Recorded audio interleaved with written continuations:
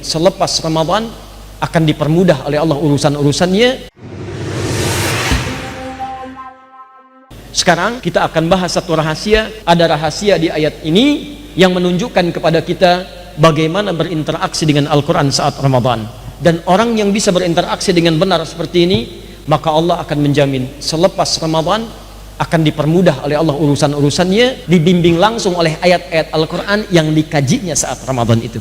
Bagaimana cara yang dimaksudkan? Itu yang coba kita akan tampilkan dalam bahasan malam hari ini. Bismillahirrahmanirrahim. Syahrul Ramadan alladzi unzila fihi al-Quran hudan linnas wa bayyinatin minal huda wal furqan. Ingat ya, malu sama orang-orang soleh di zaman dulu. Imam Asy-Syafi'i bisa sehari 2 kali khatam, ya? Maka kita maksimalkan ya sedapat yang kita bisa.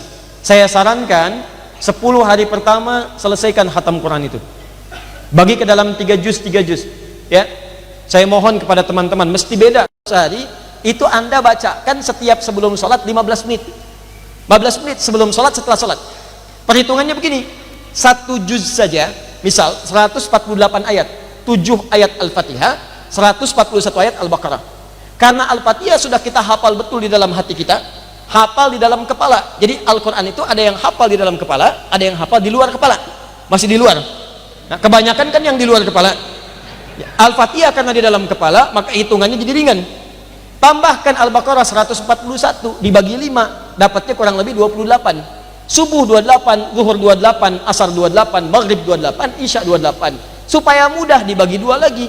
Sebelum subuh 14, setelah subuh 14. Demikian sampai ke isya. 14 ayat itu paling lama 5 menit kita baca. Anda bisa mengerjakan tilawah dengan metode yang ini. Begitu Anda kerjakan, Anda akan dijamin oleh Allah akan dimudahkan hidup Anda setelah Ramadan. Tidak cukup dengan amin, kita bahas dulu. Perhatikan baik-baik.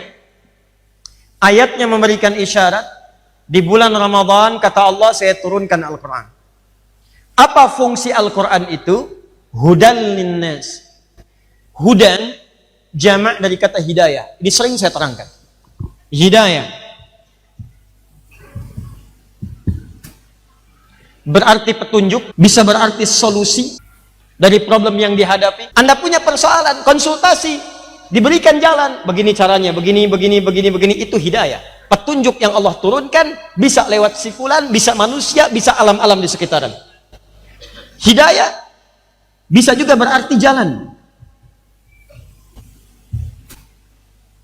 Jalan yang dilalui, jalan yang dilewati, jalan yang kita dibutuhkan untuk mendapatkan akses termudah menuju apa yang ingin kita dapatkan. Nah, 3 hal ini, kalau Anda ingin gabungkan, ada petunjuk, ada solusi dari masalah, ada jalan yang menghubungkan pada tujuan, hidayah menjadi hudan namanya. Hudan. Sekarang perhatikan, kata Allah, saat saya turunkan Al-Quran itu, isi Al-Quran dari Al-Fatihah sampai dengan An-Nas itu bukan bacaan semata, tapi di dalamnya ada banyak hidayah-hidayah untuk manusia. Dari Al-Fatihah itu sampai dengan An-Nas, Al-Fatihah, Al-Baqarah, Ali Imran, An-Nisa, sampai dengan An-Nas, itu semua hidayah isinya. Semua masalah hidup kita ada di situ petunjuknya. Jadi kalau Anda ingin mendapatkan petunjuk di rumah tangga, ada di situ. Anda jalani petunjuk rumah tangga di situ, damai kehidupan rumah tangga Anda. Bukankah saat Anda akan menikah, di surat undangan Anda tuliskan ayat Quran? Ar-Rum tuh, Quran surat 30 ayat 21. Silahkan cek sekarang dalam setiap undangan-undangan, pasti tertulis di situ. Firman Allah Subhanahu wa taala. Quran surah 30 ayat 21. Cuman yang anehnya yang ngundang nggak baca ayatnya. Jadi kalau Anda ingin mendapatkan petunjuk bagaimana caranya samara, sakinah, mawadah dan rahmah, bukan hanya menjadi nama. Anda perempuan pengen nikah, nama Anda Samara, tapi nggak pernah menggali isinya, nggak akan dapat Samara. Nah, makanya ketika Allah sampaikan, hey, di bulan Ramadan ini saya turunkan Quran, cuman kalian mesti sadar, Quran yang saya turunkan bukan cuma jadi bacaan, isinya petunjuk hidup. Jangan sampai ada yang baca Quran tapi nggak paham isinya. Maka di bulan Ramadan ini Allah langsung mendorong kita untuk bisa menelaah isi Al-Quran. Keluarkanlah isi-isi Al-Quran itu, pahami isinya dan terapkan dalam kehidupan. Maka manhaj yang ingin saya ajarkan pada kesempatan malam hari ini, kalau Anda ingin tilawah, coba keluarkan tema-tema yang Anda butuhkan, kemudian temukan ayat-ayatnya dan tilawahi itu selama bulan Ramadan. Contoh, rumah tangga misalnya. Fokus, sudah berapa lama Anda jadi ayah? Sebelum ayah kan suami. Sebelum suami kan anak. Ya kan? Baik, dari anak lah balik. Anak, kemudian suami, ayah, jadi kakek. Sepuh. Dan akhirnya tinggal menunggu masuk ke masa pikunnya, kemudian wafat. Fase 1, 2, 3, 4, 5, 6. 6 fase. Kadang-kadang ada orang sudah sampai ke fase yang keempat, nggak pengen segera pikun, ke fase 2 lagi, balik lagi. Ya. Tenang Bu, nggak akan saya bahas, tenang. Anda sudah jadi di mana posisinya? Contoh misalnya, ayo di rumah tangga, kan ada yang jadi anak. Pasti setiap kita yang hidup pasti punya ayah, punya orang tua. Posisi Anda anak. Posisi Anda siapa? Suami. Posisi Anda apa? Ayah. Kesini sandingkan istri, ibu, nenek. Pertanyaan saya, selama Anda menjadi anak selama ini, pernahkah mengeluarkan tuntunan jadi anak sesuai dengan bimbingan Al-Quran?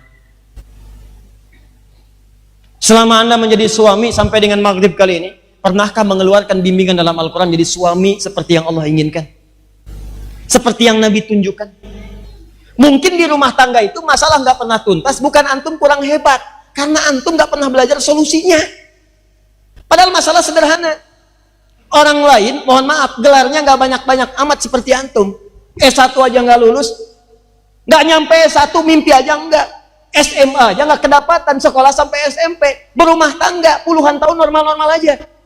Antum S1 lulus, S2 cum laude, S3 summa cum laude, gelar profesor, masalah nggak pernah tuntas-tuntas. Di luar antum jadi juara, di dalam rumah masalah nggak pernah tuntas. Orang lulusan SMP cuman senyum, masalah selesai. Antum kuliah sampai 2 jam, masalah nggak tuntas. Apa yang salah? Coba dicek lagi. Kenapa tidak Anda kemudian bercita-cita Ramadan kali ini saya akan keluarkan tentang tuntunan ayat rumah tangga dalam Al-Quran. Maka yang perempuan, yang istri dan ibu, keluarkanlah ayat-ayat tentang menjadi istri dan ibu yang baik. Keluarkan ayatnya. 1, perempuan itu tugasnya apa? 2, ciri perempuan itu bagaimana? Ayatnya keluarkan. 1, 2, 3, 4, 5. Tilawahi. Begitu Anda selesaikan, koreksi. Ini yang belum saya dapatkan. Ini yang sudah saya hasilkan. Yang sudah istiqamah, yang belum pelajari kembali. Mohon bimbingan kepada Allah. Selesai Ramadan Anda praktekkan. Demi Allah saya katakan, rumah tangga Anda akan tenang. Antum yang kerja selama ini, kerja. Pertanyaan saya, pekerjaan antum diridhoi Allah apa enggak? Berkah enggak pekerjaan antum? Jangan-jangan selama ini kerja, tapi pekerjaannya menurut Allah enggak berkah. Berkah itu kan ziyadatul khair. Ziyadatul khair, bertambah nilai kebaikannya. Kebaikan yang diridhoi oleh Allah. Sekarang cek antum kerja, pakaian nambah, kendaraan nambah. Tapi penambahan itu mendapatkan ridho Allah atau tidak? Jangan-jangan orang baru punya sepeda. Sepeda itu sudah mengantarkan dia ke masjid untuk sholat, untuk ke majlis ilmu, ya belajar dengan baik. Selain dia juga bekerja. Tapi motor antum tuh, mobil antum, baru sekedar mengantarkan antum ke Taman Safari, ke Ragunan, ke Lembang, ke Puncak, ke mall, kondangan. Kapan antum memenuhi undangan Allah dengan mobil yang telah Allah berikan kepada antum itu? Tuh pakaian-pakaian antum tuh. Orang yang pakaiannya biasa-biasa, dia pakai untuk tahajud malam harinya. Antum pesan sekarang, besok dipakai kondangan, dan itu disimpan lagi dalam hari. Kapan Anda pakai ibadah? Dan semua itu akan bersaksi di hadapan Allah. Makanya saya pernah katakan, jangan sampai ada satu helai pakaian pun pernah Anda gunakan tapi belum pernah dipakai untuk ibadah. Itu berat nanti di hadapan Allah. Saya pernah ajarkan pada Anda, kalau punya titipan pakaian baru, Allah titipkan nih, pakai dulu untuk ibadah. Begitu sujud mohon pada Allah, ya Allah jadikan pekerjaan pakaian ini berkah. Jadikan untuk meringankan hisab saya di yaumil qiyamah. Jadi kalau Anda sudah tidak berurusan dengan pakaian itu lagi, Andanya sudah besar, pakaiannya sudah nggak muat lagi, maka ringan hisab Anda. Orang lain pakai, selesai urusan Anda dengan pakaian itu. Harap-harap pengen menumpuk harta yang banyak, tapi nggak ada berkahnya. Kumpulin, tabungan miliaran, meninggal. Apa yang mau dipakai? Yang dimakan cuma segitu-gitu aja. Nah, sekarang bagaimana caranya kita mengetahui pekerjaan kita terbebas dari segala hal yang tidak Allah inginkan? Turunkan ayat-ayat pekerjaan. Semua turunkan, apalagi ayo ayat-ayat jadi anak, ayat-ayat untuk belajar, ayat-ayat untuk bekerja, itu kalau Anda praktekkan saat Ramadan, ambil 10 hari yang kedua, lalu keluarkan tujuan Anda, tuliskan temanya. Keluarkan ayat-ayatnya, 1, 2, 3, 4, 5, dan seterusnya. Pelajari ini semua, dan insya Allah sempurna kehidupan Anda.